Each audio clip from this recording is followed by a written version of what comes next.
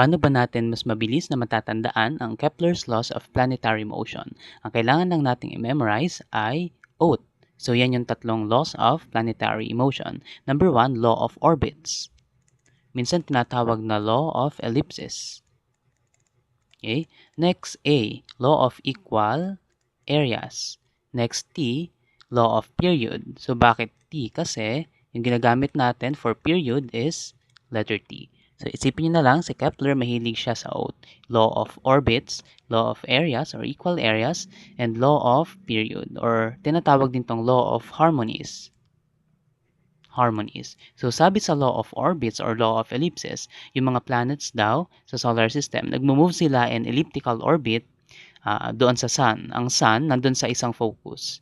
Okay? So ito yung ellipse.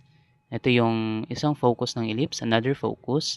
Nandito daw yung sun. Okay? Now, anong sinasabi ng law of equal areas? Ang sinasabi lang yan or ang implication ng law of equal areas is that kapag ang planet ay mas malapit sa sun, ang tawag natin doon ay perihelion. Kapag mas malapit siya sa sun, mas mabilis siya. Okay? Kapag naman mas malayo, okay, aphelion, mas mabagal siya.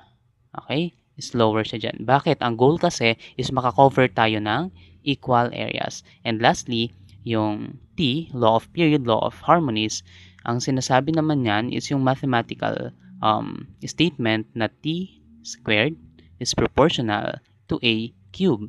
Or yung orbital period, yung square ng orbital period is proportional sa average distance ng planet from the sun. Okay, so again, Kepler's laws, OAT. Orbits, equal areas, and law of harmonies.